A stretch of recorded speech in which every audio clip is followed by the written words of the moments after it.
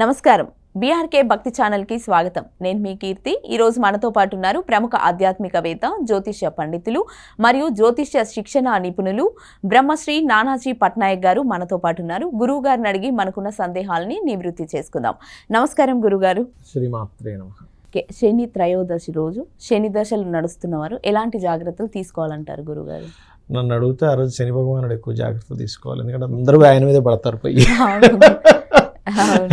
ఎందుకంటే ఏ టెంపుల్కి వెళ్ళినా కూడా ఆ రోజు పాపం నూనెలు పోసేస్తుంటారు, నువ్వులు పోసేస్తూ ఉంటారు, ఒకరి మీద ఒకరు ఎక్కిపోతుంటారు. కాబట్టి ఏంటంటే జనాల్లో ఫస్ట్ భయం పోవాలమ్మా. ఓకే గురుగారు. శని ప్రభావం ఉంటుంది, ప్రతి గ్రహ ప్రభావం ఉంటుంది. శని ప్రభావం, శుక్ర ప్రభావం, గురు ప్రభావం, రవి ప్రభావం, ఒక్కొక్కటి ఒకటి ఉంటుంది. కాకపోతే మనం ఎక్కువ కాన్సన్ట్రేషన్ శని మీద చేస్తూ ఉంటాం. ఎందుకంటే మనకి ఇబ్బంది రాకూడదు, అన్నీ మంచి జరగాలి, ఏ రోగం రాకూడదు అనే భయంతో. కానీ ఎప్పుడూ కూడా శని భగవానుడు వర్క్నిచ్చేది ఆయనే. ఫస్ట్ అది గుర్తుపెట్టుకోవాలి.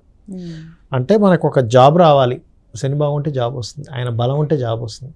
ఒక వ్యాపారం బాగా సాగాలి, ఒక సక్సెస్ రావాలి, ఆయుష్ ఉండాలి. అన్నిటికంటే ఇప్పుడు శాస్త్రంలో ఏం చెప్తారంటే మనకి ఆయుష్ ఎన్ని యోగాలు ఆయుష్ లేకపోతే ఏం లాభం? అవును గురుగారు, వేస్ట్ కదా. బోల్డ్ అనే యోగాలు నేను ఆయుష్ లేదండి, ఏమి చేసుకోలేదు. అలా ఆయుష్ని ఇచ్చేవాడు శని భగవానుడు. అంటే ఇక్కడ మనం అర్థం చేసుకోవాల్సింది ఏంటంటే శని ఎంతసేపు నెగిటివ్ కోణంలో చూడడం కాకుండా మనకు ఒక కష్టము, ఒక ఆటంకం కలిగితేనే మనకి కొత్త ఆలోచన వస్తుంది. ఇప్పుడు మీరు రోజు ఒక రూట్లో వెళ్తున్నారమ్మా, అక్కడ ఒక రోడ్డు తవ్వకం జరిగింది, అప్పుడు రోడ్డు ఇంకో రూట్లోంచి వెళ్తే అప్పుడు ఇంకో రూట్ తెలిసింది మీకు, లేకపోతే మీకు జీవితంలో తెలియదు. అవును గురుగారు. అలాగే శని భగవానుడు ఏంటంటే మీకు ఒక టీచర్ లాంటి వాడు ఆయన. అంటే మీరు చేస్తున్నటువంటివి ఏవైతే ఉంటాయో ఆయన సరిదిద్దుతూ ఉంటాడు కర్మ రూపేణ. ఇది మీరు అర్థం చేసుకోవాలి, మీరనే కదా అందరం అర్థం చేసుకోవాలి. సో మన కర్మ రూపేణ మనం ఏదైతే తప్పులు చేస్తున్నామో వాటన్నిటికీ, తప్పులు కావచ్చు ఒప్పులు కావచ్చు, రెండింటికి ఆయన ఫలితాన్ని ఇచ్చేవాడు ఆయన. అంతేగాని ఆయనకి మన మీద ఎటువంటి కోపం కానీ ద్వేషాలు కానీ ఉండవు వాళ్ళకి. ఎందుకంటే వాళ్ళు దేవతలు, నవగ్రహాలందరూ దేవతలు వాళ్ళు. ఓకే, అయితే ఆ రోజు అసలు ఏం చేయాలి? చాలామంది ఇక్కడ ఏలినాడు శనికి, అర్ధాష్టమి శనికి, అష్టమి శనికి ఉండే తేడా కానివ్వండి, అలాగే వాటి వల్ల ఎప్పుడూ కూడా నెగిటివే జరుగుతుంది అనుకుంటుంటారు శని మహర్దశల్లో. అలా కాదు. ఇప్పుడు నరేంద్ర మోడీ గారు ఉన్నారు, ఏలినాడు శనిలోనే ఆయన పిఎంగా ఉన్నారు, ప్రధానమంత్రి. అర్ధాష్టమి శనిలో కంటిన్యూ అవుతూ వచ్చారు ప్రధానమంత్రిగా. అంటే అర్థం ఏమిటి ఇక్కడ? ఒక ఏలినాడు శని ఎందుకు పనికిరాకుండా ఏం చేయదు, ఆయన పిఎం చేసి పెట్టింది చంద్రబాబు నాయుడు గారు. స్వర్గీయ ఎన్టీ రామారావు గారు సీఎం అయింది ఏలినాడు శనిలోనే, తులారాశి అయింది. మీరు ఆయన తులారాశికి ఆయన సీఎం అయిన సమయంలో ఏ సంవత్సరంలో తీయండి, తులారాశి దగ్గరే శని తిరుగుతుంటాడు. ఓకే, అలాగే మనకి జగన్ గారు కూడా ఇలా అందరూ కూడా ఏలినాడు శని, అర్ధాష్టమి, అష్టమి శనుల్లోనే అయ్యారు. ఇది గుర్తుపెట్టుకోండి ఒకటి. ఇక రెండో విషయం ఏంటంటే మనకెందుకు పనికి రాకుండా చేయడమ్మా, శ్రమనిస్తాడు, ఆటంకాలు ఇస్తాడు. ఎందుకంటే మన కర్మ వల్ల ఆయన ఏదో పని కట్టుకొని ఇవ్వడం, ఆయన ఏదో పని లేక మనకి ఇవ్వడం కాదు, మన కర్మను ఆయన అందిస్తూ ఉంటాడు. అది మనం అర్థం చేసుకోవాలి. అయితే దీనికి ఏమిటి పరిహారము అంటే సింపుల్గా ఏం లేదు.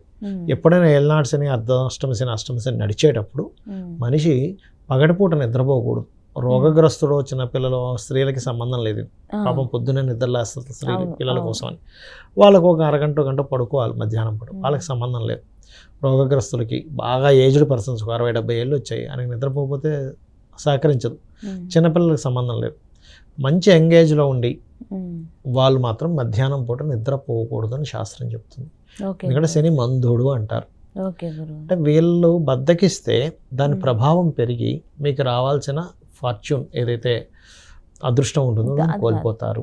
ఓకే, అందుకని ఇది చేయకండి అని చెప్తుంది. రెండవది ఎక్సర్సైజెస్, వాకింగ్స్ చేయడం. అలాగే మరొక విషయం ఏంటంటే వీలున్నప్పుడల్లా కూడా నూనెని తీసుకెళ్ళి శివాలయంలో శనివారం నాడు దీపారాధన కోసం ఇవ్వడం. వీలున్నప్పుడల్లా తెల్ల నువ్వులు, నీలం రంగు వస్త్రము దానంగా ఇవ్వడం. గోవుకి శనివారం నాడు గోవుకి బెల్లం తినిపించడం, ఇవన్నీ చేస్తూ ఉండాలి. శాస్త్రరీత్యా చాలామందికి తెలియని విషయం ఏంటంటే శని అనగానే ఎప్పుడు బాధ ఇస్తారనుకుంటారు. కాదు, ఆ శని భగవానుడు మంచి గ్రహాలతో కనెక్ట్ అయితే మంచి కూడా చేస్తాడు.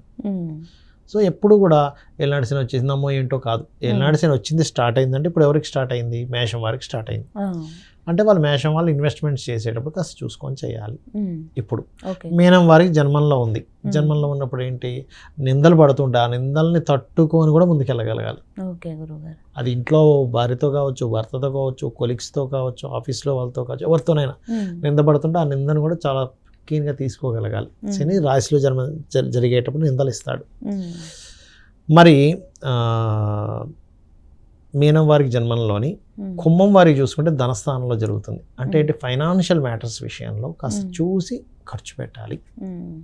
జాగ్రత్తగా ఫైనాన్షియల్ మ్యాటర్స్ జాగ్రత్తగా మేనేజ్ చేసుకోవాలి. ఇక ధనస్సు వారికి అర్ధాష్టమ శని, ధనస్సు రాశి వారికి అంటే ఏమిటి, ఏదైనా కన్స్ట్రక్షన్ చేస్తున్నాం, వాహనం కొంటున్నాం, గృహం కొంటున్నాం, ఒక్కోసారి మనం ఏం చేస్తాం, ఓవర్ బడ్జెట్, 40 లక్షలు ఉందంటే 40 లక్షలతో ఆగం, 50 లక్షలతో అయిపోతుంది, ఇల్లంటే లేదు లేదు ఇంకో 2 ఫ్లోర్లు వేస్తానంటాడు, ఇంకో 20-30 లక్షలు ఎక్కువ పెడతాడు. ఆ అప్పులు, అది వాస్తుపరంగా ఏదో దోషంగా ఉండేది కట్టుకోవడం, ఇట్లాంటివన్నీ జరుగుతూ ఉంటాయి. అదే తల్లిగారు అనారోగ్యంతో ఉంటే దానికి కొంచెం ఏం కాదు తగ్గిపోద్ది అనుకోవడం, అది కొంచెం పెరగడం, ఇట్లాంటివన్నీ వస్తుంది ధనస్సు వారికి. మరి అష్టమ శని ఎవరికి అంటే సింహం వారికి లేట్ అవుతుంటాయి పనులు, అదొక్కటి చూసుకోవాలి. ఇవి చూసుకుంటే సరిపోతుంది. ఓకే, ఇక చాలా మందికి ఏలినాడు శని, అర్ధాష్టమ శని, అష్టమ శనితో పాటు శని దశలు నడుస్తుంటాయి. అదొక 19 years ఉంటుంది. అందరూ ఏమనుకుంటారు, అమ్మో శని దశ అనుకుంటారు. కాదు, శని దశ మీకు శని కనుక బాగుంటే ఆయన తీసుకెళ్ళినంత టాప్ రేంజ్కి ఎవరు తీసుకెళ్ళరు. ఎందుకంటే ఒక మాట చెప్పేటప్పుడు శాస్త్రంలో ఏముంది, ఒక 50,000 జాతకాల మీద రీసెర్చ్ చేశారా, చేస్తే మనకు అర్థమైపోతుంది. శని ఏలినాడు శని ఉన్న వాళ్ళు, అర్ధాష్టమ శని, అష్టమ శని, శని మహర్దశ నడిచే వాళ్ళు జాతకాలు ఒక 50,000 జాతకాలు తీసుకుని అనుకోండి. అందులో శుభగ్రహాలతో కలిసింది శుభ పోర్ట్ఫోలియో ఉన్న వాళ్ళు కోట్లు సంపాదించే వాళ్ళు నేను చూసా. వేటిల్లో వాళ్ళు ఐరన్ బిజినెస్లు, లేకపోతే ఆయిల్, మనకి పెట్రోల్ బంక్స్ ఉంటుంటాయి, పెట్రోల్ బంక్స్, ఆయిల్ బిజినెస్లు, లేకపోతే లేబర్ని సప్లై చేస్తూ ఉంటారు, జాబ్ కన్సల్టెన్సీస్ ఉంటుంటాయి. ఇవన్నీ కూడా శని కారకత్వాలు.